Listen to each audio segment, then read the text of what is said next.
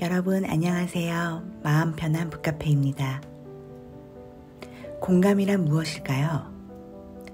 대화를 나눈 후 즐겁고 편안하고 대화를 끝난 후에 마음이 홀가분한 적 있으세요? 저는 그런 사람을 만나면 시간을 가는 줄 모르고 제 이야기를 하거나 헤어지는 것이 아쉬울 때가 많습니다.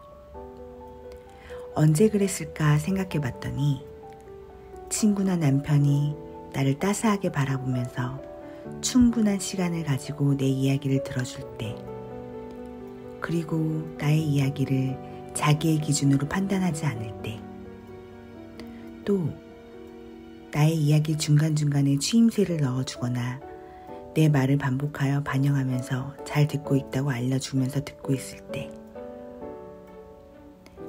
나의 말에 나를 불쌍하게 보거나 동정하지 않고 신문하거나 따지듯이 묻지 않고 끝까지 들어줄 때, 내 말 중간에 끼어들어서 내 말을 자르거나 분위기를 바꾸려고 하지 않고 내가 오르락 내리락 하는 감정들을 지나서 평상심을 찾을 때까지 기다려줄 때, 나를 지지하고 믿어주는 마음이 느껴집니다. 공감은 아무 조건 없이 손을 잡아주는 것입니다. 무엇을 도와주려고 노력하는 것이 아니라 상대방이 툭 털고 일어날 때까지 그저 함께 옆에 있어주는 것입니다. 나와 가치관이 달라도 공통점이 전혀 없어도 공감할 수 있습니다.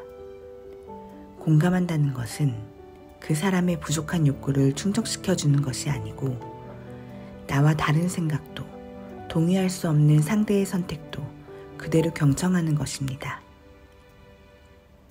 내 선입관이나 의견, 내 생각을 비우고 마치 내가 투명인간이 된 것처럼 상대방의 이야기가 나를 통과해서 지나가게 하는 것입니다. 그런데 이때 중요한 것이 무엇일까요? 그건 바로 상대의 삶을 존중하고 궁금해할 때 공감은 거기서부터 시작이 됩니다.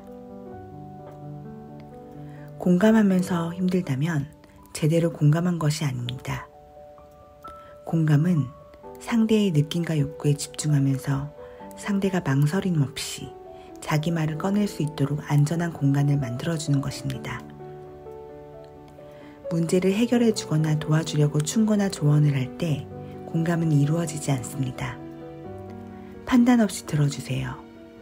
아무 말이 필요 없을 때도 있습니다. 하지만 제일 중요한 것은 내가 지금 그 사람을 공감하고 싶은지 내 마음을 먼저 살피는 것이 중요합니다. 누군가를 공감하려면 먼저 나 자신이 편안한지 살펴봐야 합니다. 그리고 현재 공감할 능력과 여유가 있는지 자신을 점검하는 것이 필요합니다. 얼마 전 저는 엄마와의 대화에서 공감에 실패하였습니다. 엄마가 같은 주제로 3번째 전화가 왔습니다. 엄마는 아빠에 대한 불만부터 시작해서 주변인들에 대한 이야기까지 저에게 쏟아놓았습니다. 저는 그날 사실 공감할 여유가 없었습니다.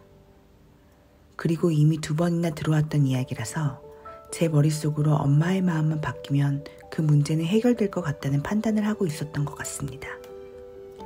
그리고 저는 아직도 그 문제를 대할 때 힘들어하는 엄마를 보면서 도와주고 싶다는 마음이 컸습니다. 가족과의 대화에서 공감하기 힘든 것은 이 문제가 저에게 가장 클 것 같습니다. 저는 엄마에게 도움이 되고 싶은 욕구가 너무 컸습니다. 그래서 엄마 입장에서 말 같지도 않은 조언을 했겠죠? 엄마는 울면서 너는 그냥 듣기만 해. 엄마 그랬구나 하면 됐지. 너나 그렇게 살아 하면서 전화를 끊으셨습니다. 전화 후에 저의 마음이 얼마나 불편했는지 모릅니다. 대화에 실패하고 나서 바로 깨달았습니다. 아, 내가 이번 대화에서 공감에 실패했구나. 그러면서 죄책감과 수치심이 몰려왔죠. 왜 대화가 실패했던 걸까요? 도와주려는 저의 욕구가 공감을 실패하게 했습니다. 그리고 공감의 마음으로 듣지 못하고 엄마의 행동이 잘못됐다고 판단을 했습니다. 바로 알아차렸지만 엄마의 마음을 푸는 데에는 시간이 좀 걸렸습니다. 불편한 끝에 엄마에게 전화를 했습니다.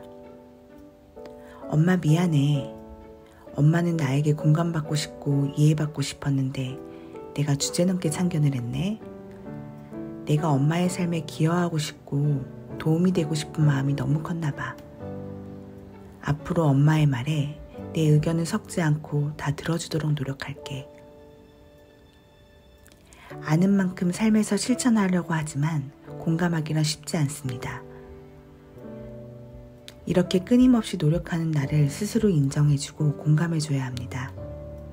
그리고 공감하기 전에 상대의 말을 들을 준비가 되었는지 확인해 봐야 합니다.